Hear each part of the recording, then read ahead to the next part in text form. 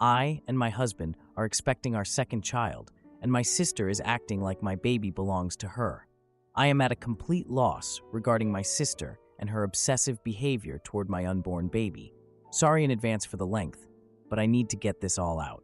My husband and I moved to a remote town last year for his job as a forestry researcher. We have a son who's adjusted wonderfully, but being out here while pregnant has been challenging, to put it mildly. I'm currently 20 weeks along with baby number 2 and dealing with gestational diabetes, which honestly makes everything 10 times harder. My OB appointments require a 90-minute drive each way to the specialist hospital, so each visit basically eats up an entire day. At our anatomy scan last week, James and I decided not to find out the baby's gender. We did the same with our son and loved the surprise aspect, so we wanted that experience again. Here's where things get weird. My sister has 6 boys. She's always wanted a daughter, but after 6 sons, she and her husband decided they were done having kids. I totally get the disappointment, but what I don't get is her reaction to my pregnancy. The day before my anatomy scan, my sister called me demanding to know if I was going to find out the gender.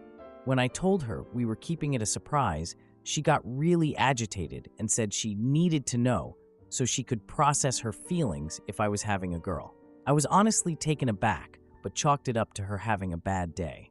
That evening, we had our weekly family video call with my parents, brother, and her family. Everyone was catching up, and I noticed my sister looking upset the entire time, barely participating in the conversation. Suddenly, she interrupted my dad mid-sentence about his garden project. I really think you should reconsider finding out the baby's gender. It's not fair to keep me in the dark like this. I explained again that James and I wanted to be surprised, just like with our son, and that it was our personal decision. She started going off. You don't understand what it's like to want a daughter for 15 years and never get one. If you're having a girl while I'm stuck with 6 boys, I at least deserve to prepare myself.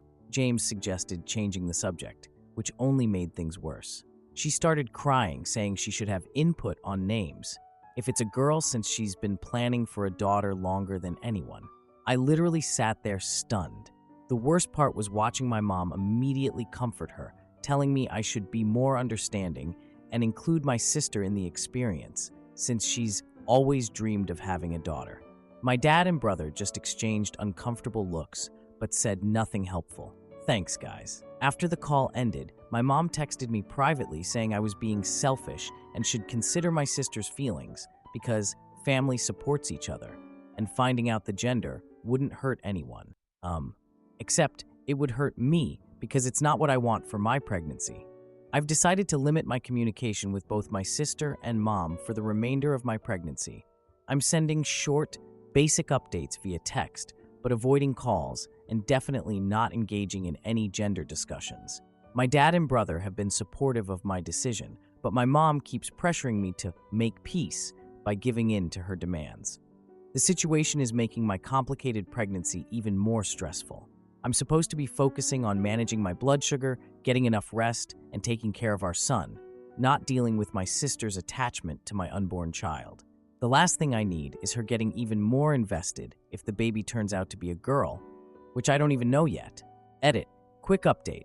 I just got 3 texts from my mom while typing this, saying I need to call her because she's crying herself to sleep over this situation. I'm not responding. James thinks I'm absolutely right to set boundaries, but some of my extended family members have started reaching out asking why I'm causing drama during my pregnancy. I keep second-guessing myself because pregnancy hormones are no joke, and maybe I am overreacting. But then I remember that my sister said she deserves input on naming my child, and I feel justified all over again.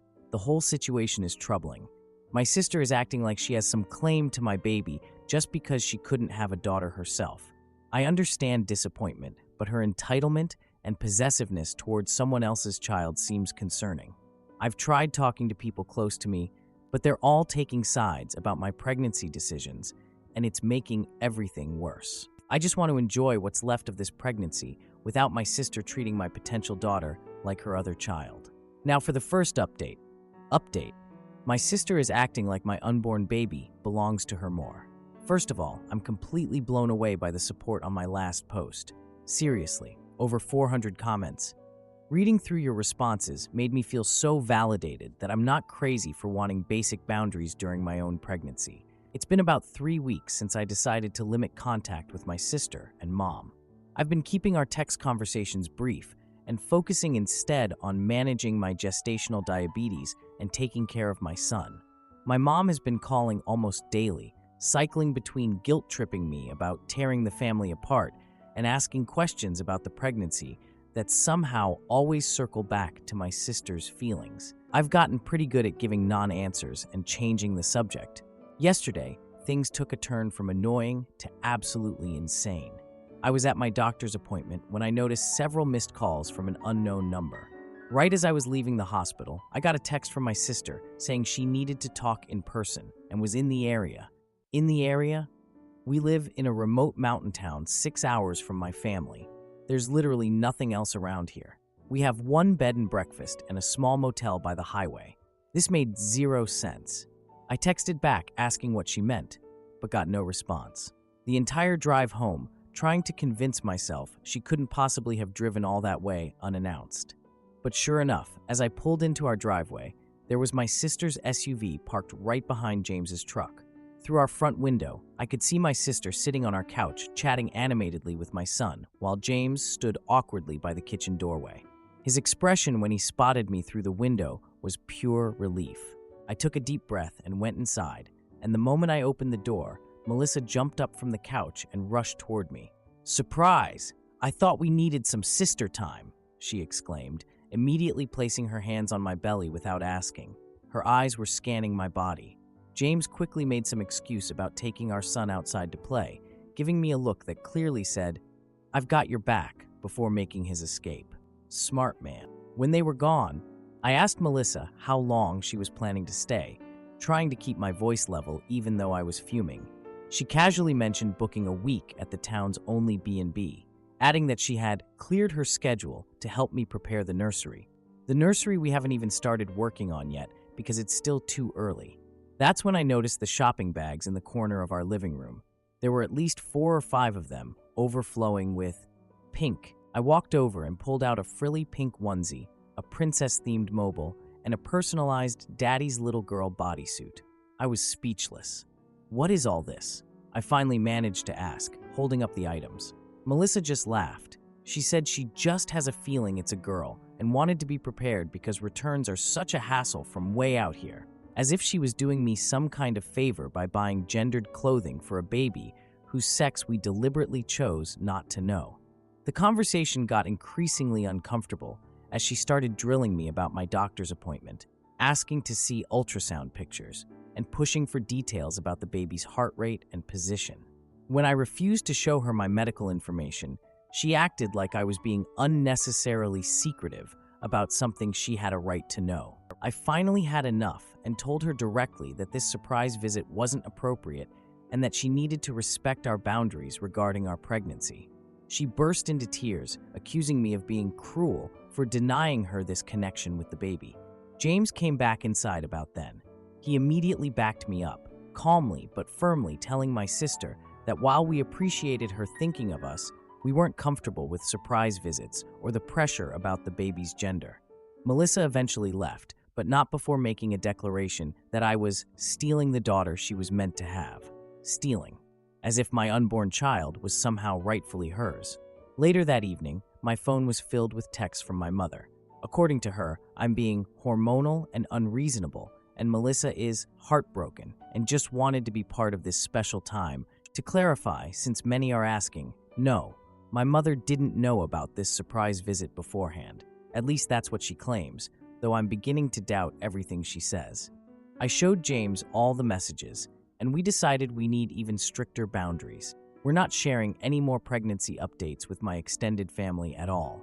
No more info about appointments, how I'm feeling, nothing that could feed into my sister's obsession. We also sent a clear message asking Melissa to cut her visit short and return home. The whole situation feels surreal. Who drives 6 hours unannounced to someone's home after being explicitly told their involvement isn't welcome? Who buys gendered baby clothes when the parents have chosen not to know the sex? Who claims someone else's baby was meant to be theirs? My dad called this morning, one of the few family members I still trust, and said Melissa has been telling extended family that I'm hormonal and irrational, and that she's just trying to support me through a difficult pregnancy. She somehow twisted this situation to make herself the victim, and several relatives have apparently bought into it. I'm exhausted by all this drama when I should be focusing on staying healthy for my baby. My blood sugar readings have been all over the place the last few days. Stress definitely doesn't help with gestational diabetes. James has been amazing through all of this, taking over more childcare duties and running interference with my family when needed. I feel like my sister thinks she has ownership rights to my unborn child. I keep wondering if she would be acting this way if she knew for certain it was a boy. Part of me is now hoping it is a boy, just to end this fixation she has.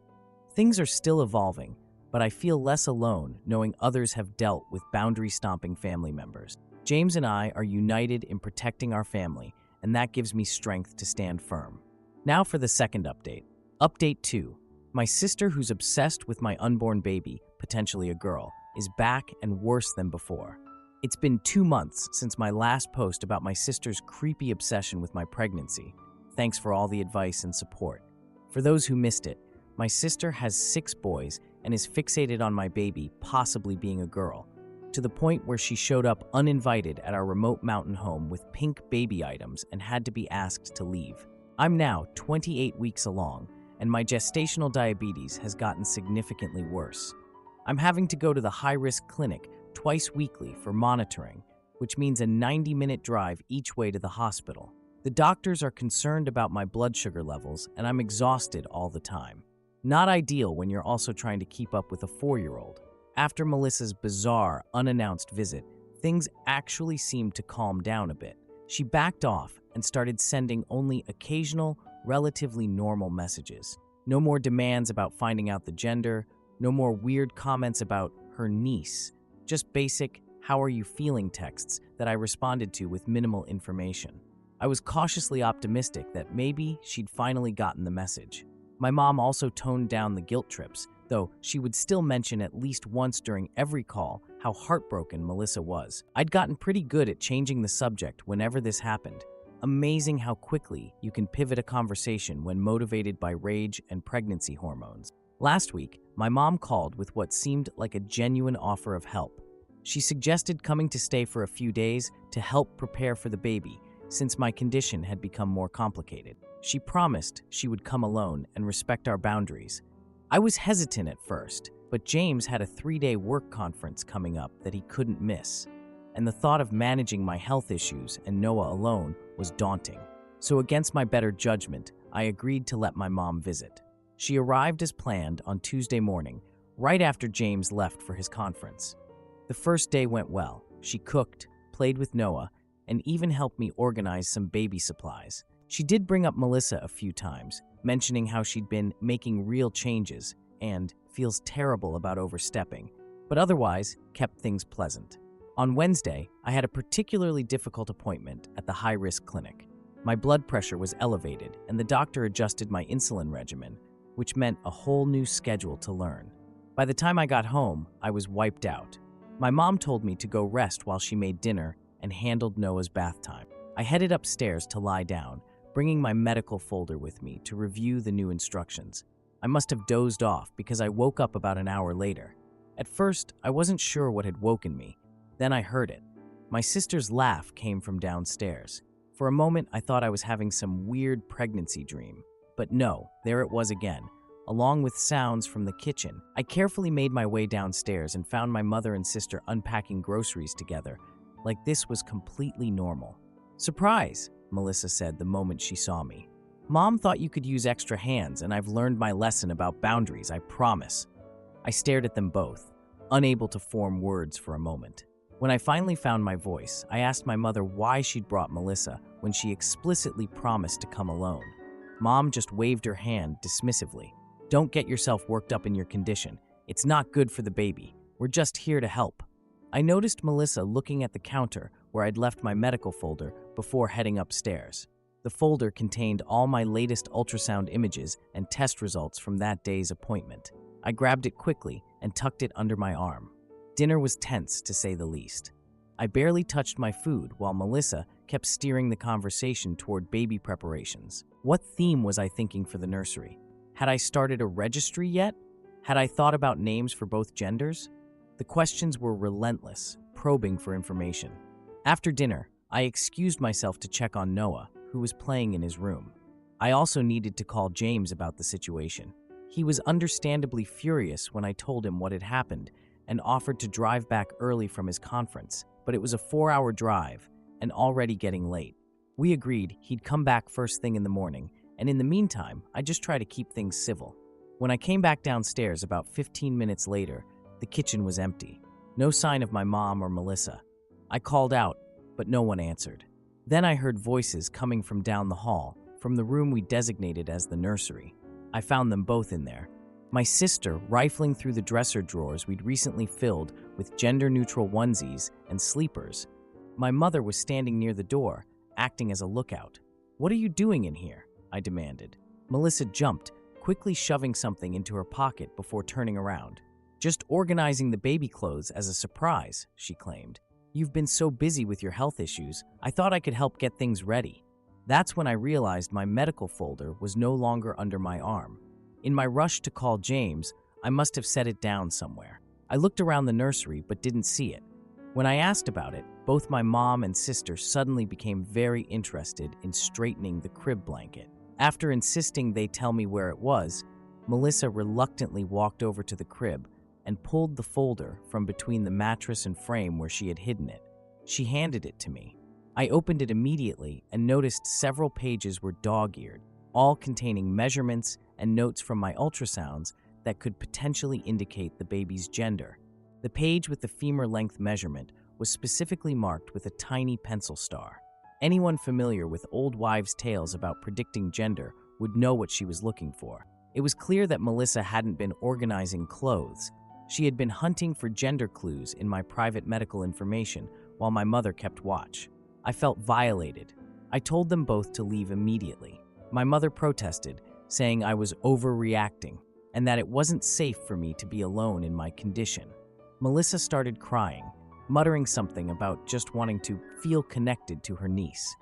After about 20 minutes of back and forth, they finally gathered their things and left. My mother made a point of saying they'd get a hotel room nearby in case I needed them, as if I would call them for help after this. Once they were gone, I did a thorough search of the nursery.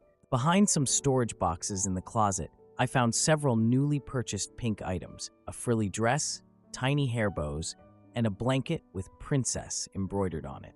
There was also a handwritten list of girl names with perfect for my goddaughter written at the top. We never discussed Melissa being a godparent to our child. I called James again, and he decided to drive back immediately despite the late hour. I also texted my dad and brother to let them know what happened, as they've been my allies throughout this situation.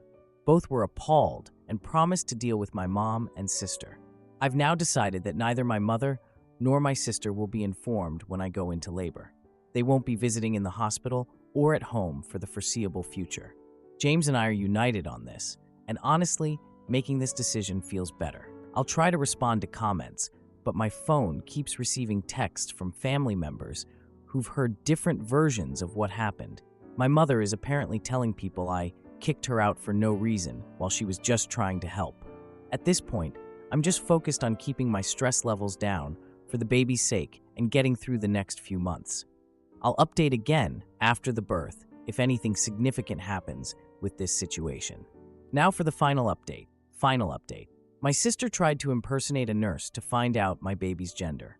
First, thank you to everyone who's followed this wild saga and offered support and advice along the way, especially those who suggested heightened security measures. You were absolutely spot on. It's been almost 3 months since my last update, and after everything that happened, I needed time to process before sharing the conclusion to this nightmare. After that horrifying incident where my sister and mom sneaked into our nursery and went through my medical records, James and I went into full protection mode. We informed the hospital about potential unwanted visitors, set up password protection for all my medical information, and decided not to share any birth details with my mother or Melissa. Our plan was to have a quiet, stress-free birth experience without worrying about my sister bursting and demanding her daughter. My gestational diabetes got even worse in those final weeks, requiring insulin management and bumping me into the high-risk category. My doctor scheduled an induction at 39 weeks due to concerns about the baby's size and my blood sugar levels. We had a specific date to prepare for, making security planning easier. My dad and brother became unexpected heroes during this time. They fully acknowledged that Melissa's behavior had crossed into dangerous territory and promised to run interference with the family. My brother especially stepped up, keeping tabs on Melissa and reporting back anything concerning. And there was concerning stuff to report. The day before my scheduled induction, my brother called with alarming news. Melissa had abruptly quit her job without notice and was telling friends she would be meeting her daughter soon. I had no pregnant friends and definitely wasn't adopting. Every maternal instinct I had went into high alert. When induction day arrived, James and I dropped Noah off with our closest friend and headed to the hospital. James dropped me at the entrance with our bags while he went to park the car. I was sitting in the lobby waiting for him when a woman in scrubs approached me. "Are you Mrs. Last Name?" she asked, clipboard in hand. "I need your ID and insurance card for pre-registration for your induction." Something immediately felt off. The hospital had already completed my pre-registration days earlier, and her nurse's badge was partially hidden behind her hair as she kept glancing toward the entrance. "I've already pre-registered," I said, keeping my voice calm while clutching my purse closer. "Could I see your ID badge properly, please?" The nurse stepped closer. "We need to verify some details before taking you upstairs. It's standard procedure." Her hand reached for my bag. "Just let me see your insurance card quickly." I pulled back. The woman's demeanor instantly changed. "Just give me your damn insurance card," she hissed, dropping the professional act. "I need to see your details." It was Melissa. My sister had disguised herself in scrubs, a wig, and makeup to try to access my medical information. I backed away and called out for security. Melissa lunged forward, grabbing for my purse where my admission papers were tucked away. I stumbled against a chair, barely keeping my balance. Hospital security responded immediately, just as James came running in from the parking lot. They found Melissa trying to snatch my admission paperwork while screaming that she deserves to know if the baby is a girl. A real nurse helped me to a private area while security restrained my sister, who continued her unhinged rant about me stealing her daughter and how she has to be there first when she's born. The hospital called the police, and they removed Melissa from the premises. My mother arrived during this chaos. Apparently, Melissa had told her I'd gone into labor early, initially trying to smooth things over until she saw the full extent of Melissa's breakdown. The look of shock on my mother's face as she watched her daughter being escorted out by police. That was the moment she finally understood what we'd been trying to tell her for months. The hospital was amazing throughout this nightmare. They assigned a security guard outside my room, required ID verification for all staff entering, and made sure James could stay with me 24/7. Despite the traumatic start, my induction progressed smoothly, and the following morning, I gave birth to a healthy baby boy. That's right, a boy. I had a son. My mother burst into tears when she found out, not from disappointment, but from the crushing realization of how far Melissa had gone for a fantasy. In the days that followed, my father, brother, and even my mother acknowledged that Melissa needs serious professional help. They've stopped making excuses for her behavior and are now actively working to get her into therapy. The police initially wanted to press charges for the impersonation incident, but after lengthy family discussions, we agreed to mandatory psychiatric evaluation and treatment instead, though we did get a restraining order just to be safe. While I'm relieved this didn't escalate further, I'm still troubled by one thought. What if the baby had been a girl? How much worse might Melissa's obsession have become? It's a question that still keeps me up some nights as I feed my beautiful son. I want to thank this community for all your support through this bizarre journey. Your warnings about escalation were spot on. Looking back, I'm grateful for the strength I found to protect my family, even when it meant standing up to my own mother and sister. Our little boy is thriving, and while family relationships remain complicated, I finally feel at peace with the boundaries we've established. Edit. To answer the most common questions, yes, Melissa is getting professional help now. She's been diagnosed with several issues that her therapist believes contributed to this fixation. No, we haven't allowed her to meet the baby yet. and won't until her treatment shows significant progress. And for those asking about my mom, our relationship is slowly improving as she's finally recognized how she enabled this behavior. Also, my son is absolutely perfect and currently obsessed with his big brother, who has appointed himself official baby protector. It's the sweetest thing ever.